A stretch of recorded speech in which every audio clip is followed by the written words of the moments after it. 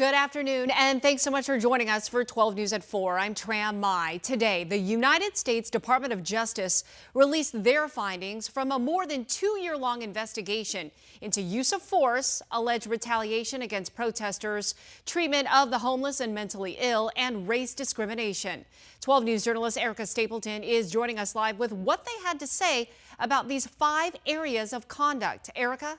Yeah, Tram, this years-long investigation is a review of cases and records and interviews from 2016 through the present day, and the DOJ's findings laid out issues with things as low-level as traffic stops all the way to officer-involved shootings. One of the violations, excessive use of force. The DOJ saying Phoenix police actually train officers in escalation rather than de-escalation to defuse situations.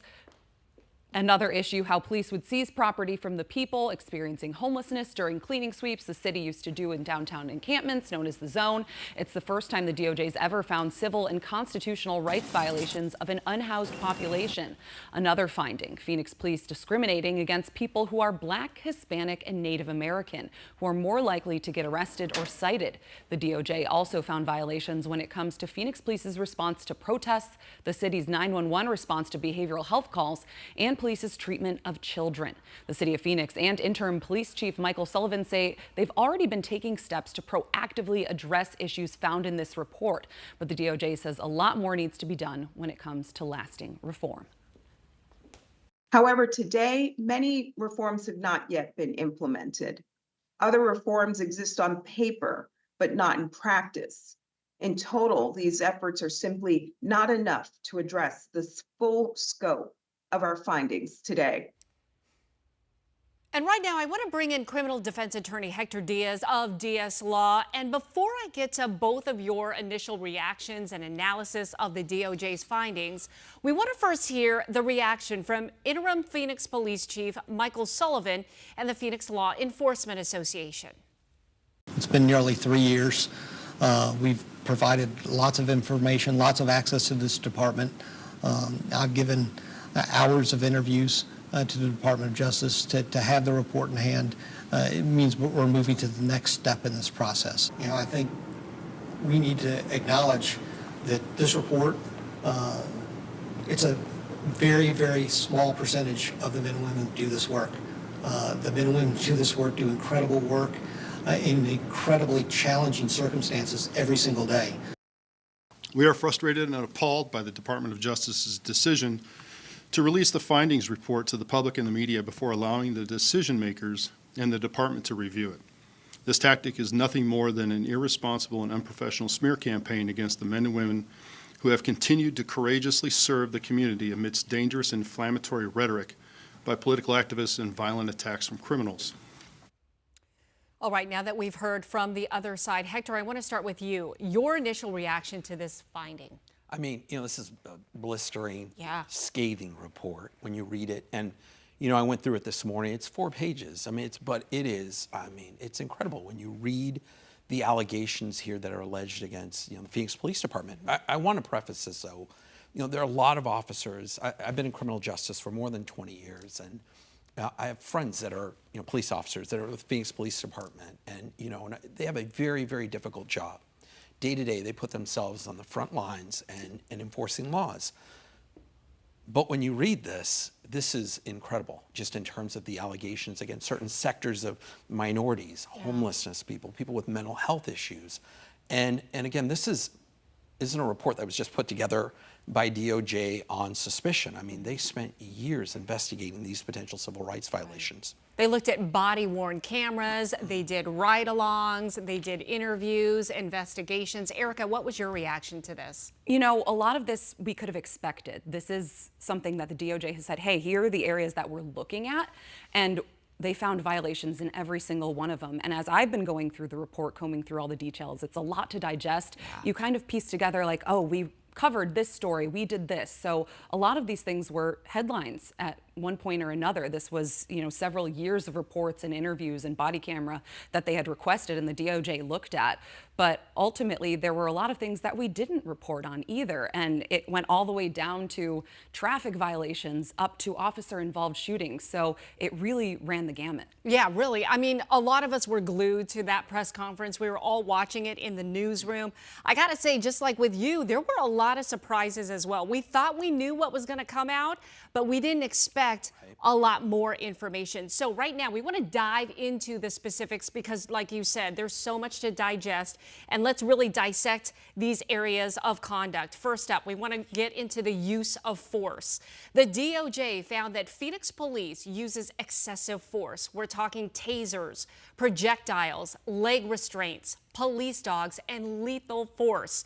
Officers also routinely delayed medical aid for wounded people, training officers that escalation is de-escalation, and also implementing a use it or lose it policy. Okay, so I want to get into one of those factors here that was found. Training officers that escalation is de-escalation. Explain that. Well, what we've pieced together from the report, again, according to the DOJ, is that when officers respond, they don't necessarily use, they don't approach de-escalation. Again, that's the claim. That's what the DOJ says it is finding. They approach and use escalation to diffuse a situation rather than taking maybe some other steps that they could be taking. Right. And what we've seen from Chief Sullivan is that he said we've already implemented new training for this, but as the DOJ also said, that training takes some time. So these are things that are currently being reformed, but there's still a lot of things to look at and things to move forward with. As a lawyer, I read between the lines here in terms of this report, and what came out from this specific allegation with regards to use of force is that they were PPD, Phoenix Police Department, was training officers to commit criminal offenses against the public. Yeah. And anytime that you're going to lead with escalation, the situation is going to go awry. Right. I can't tell you how many police reports I've read where I'm sitting back and then you get the body camera and you're really questioning why it had to get to that point. Yeah. Police officers are subject to the law. They cannot hide behind the badge. These were illegal policies. The other thing that stood out to me is that based on the investigation, this was ingrained in the policies, ingrained in the vernacular of this, department. And so that's, really concerning in terms of, the allegations against this department. Mm-hmm. Let's get into now the second area of conduct, discrimination against Black, Hispanic, and Native American people when enforcing the law. And they were very specific about this. They said Black drivers were 144% more likely to be cited or arrested than white people for low-level moving traffic violations. Latino drivers are 40% more likely to be arrested or cited for the same thing. And Native American people in Phoenix were 44 times more likely than white people to be cited or arrested for possessing or consuming alcohol. I have to say, hearing this, that was a big surprise. Yeah. And what we heard this morning from the DOJ was that Phoenix police in their response said, hey, we are unaware of any of this happening. But what the DOJ said is, no, you really turned a blind eye to what was happening. You didn't have a good grasp on the data that you had, or you weren't just looking at it to see what might be going on here and whether it was discriminatory. So that's definitely an area for improvement.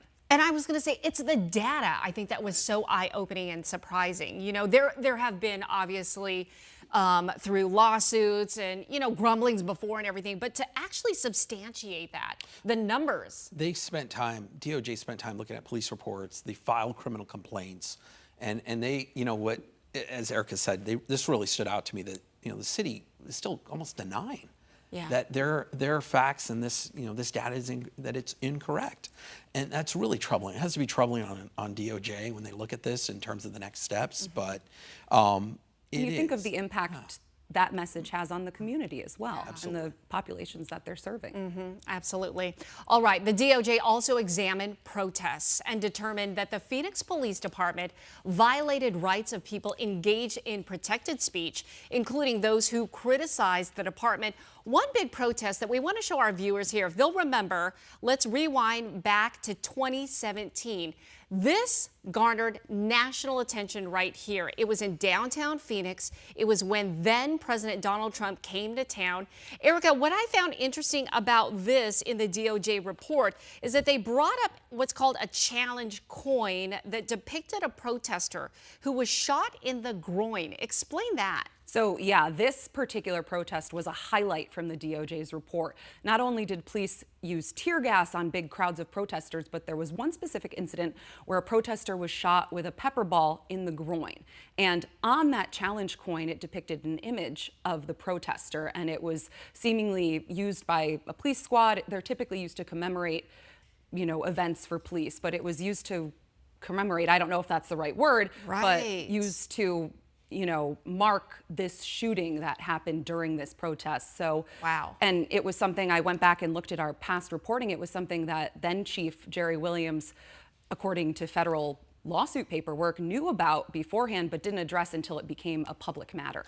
Yeah, I mean, this is a reference. The reference to the coin, I think, is important because it is indicating that there's a problem with the culture in that department. Right. That they went through the effort of, kind of memorializing or commemorating this offense against, those protesters. And that depiction, and I thought, how embarrassing. Yeah, right? the other thing that stood out to me, though, in regards to the police violated the protesters' rights is that falsification of police reports in order to arrest certain protesters that were there, maybe even peacefully protesting, and also using indiscriminate force against these protesters. So, and again, some of these people, again, I get it, may have gotten a little unruly, may have engaged in disorderly conduct, but here, I mean, the allegation is that the police were actively trying to prevent protesters from recording their conduct, from recording, maybe police misconduct. And so that's really concerning. Yeah. It is concerning, and I think it's going to be something that DOJ is going to continue to review. Let's talk about homelessness next. The DOJ found the unhoused suffered a pattern of unconstitutional conduct. And this was important and historic because this was the first time the civil and constitutional rights of homeless people were violated. So here's what the DOJ found. They were stopped, detained, and arrested without reasonable suspicion. Their property was seized and destroyed without notice. And there was a lack of respect of humanity and dignity when it came to those who were unhoused. Erica, I know you have spent years doing stories on the homeless population and the problems that they face. It has tripled in size in recent years. I mean, what struck you about this? When I first heard that this is a historic finding of violations against a homeless population, I thought this is validating for the population that I've reported on, that I've talked to. It has no voice. Says, yes, it's a vulnerable population already, and a lot of times there's an intersect with mental illness and substance use, so it's a very challenging environment. And I will say that the DOJ gave credit to police too. They noted this is a challenging thing to deal with. It's not just an issue in Phoenix, but when it comes to how the city was cleaning encampments before, they've since changed their policies. The zone has since changed its makeup. It's been cleared out and people have found shelters. But when they were doing those sweeps, they were allegedly throwing away belongings of those that were unhoused. It's their property, and some people might look at it and think, maybe that's just trash on the road, but it's belongings to some people. And it could be an ID, a birth certificate, something that they need to really get their life going. So that was always one of the issues that the DOJ was really looking at. And then when you look at the arrests and citations, I believe the data that I had was 37% of the misdemeanors of the homeless or 37% of misdemeanors from 2016 to 2022 from Phoenix Police were homeless people. Yeah, this so it's a high number. This is really an issue, and it's also has to signal to other cities and other states that have had, they've had to deal with homeless issues in these homeless encampments. And, it's got to be a message now across the bow that, hey, we're looking. DOJ is you're on watch in terms of how you handle these issues. But I mean, this, as Erica laid out, this was really, when I read this was really troubling because of the, illegal seizures, illegal arrests, destroying their property, treating them as if they're less than human. And the other thing that really stood out to me is that the allegation that they were actually moving homeless individuals from certain areas in the city to the zone, actually, getting them and funneling them in there. And at the same time, you have this issue where, they were trying to, make efforts to reduce the population there in the zone. So really, again, troubling. This is a historic allegation that's going to other cities are going to have to take note. Right, right. Next up, let's talk about discrimination against people with behavioral health disabilities. Now, here are their findings. Each month, about 10% of the city's 911 calls are related to behavioral health, and officers spending significant patrol time responding to these calls. Also, call takers failing to pass on critical information. This was also very alarming, too. Yeah, and I think it shows that there's a lot of attention on the Phoenix Police Department, but this was also an investigation into the city. And as we heard at the end of her closing remarks, AG Kristen Clark, she was saying it takes a lot of people to really push forward this reform. So that includes the dispatchers, the call takers. And when I heard it's failing to pass that critical information along, I thought, well, that really puts the police at a disadvantage. Yes. And a lot of times when you don't have that information, or there isn't an understanding or training when dealing with someone who might be having an episode as it pertains to their mental illness, right, you can often see a bad outcome, and that's not what anybody wants. As a criminal defense attorney, I can't tell you how many times when I'm reading a report, when there's a person that's accused of a crime that was suffering a mental health episode. There was some issue going on there. And again, law enforcement, the response was not prepared to deal with the episode.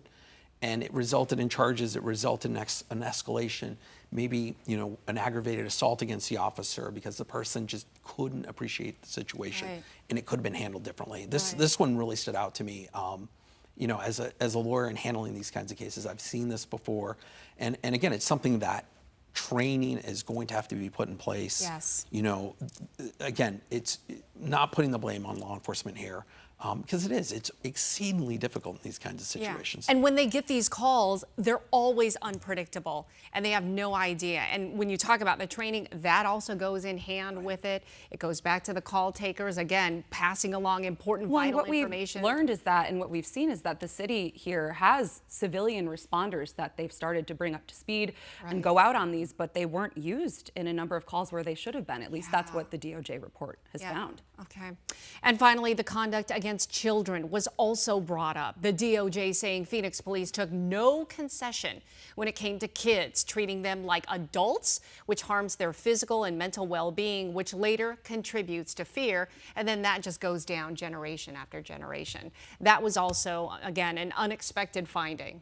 It was, and I don't think that was under necessarily the 5 categories we were looking at. Right. It was kind of added in there, and you're like, whoa. But when you look at the full report, one example that stood out to me, and inside the report they actually showed an image. It was a blurred face, but it was a teenager who was being held. It appeared to be in a chokehold, and it wasn't good. He was sitting on a couch. It sounded like they were trying to talk. It sounded like a family issue where the mom had called 911 because there was an episode going on. Right. And what we read in there was that it maybe wasn't even reviewed as a use of force case. So it just goes to show that there's a lot of, you had to look at every single file to really get the full picture of what was going on here. Yeah, to me, this stands out as just further evidence that the Department of Justice spent a lot of time looking at just a ton of different aspects of the Phoenix Police Department pattern of practices. And it is, I think we're going to see more and more fallout here in terms of the allegations, and we'll see how this thing plays out.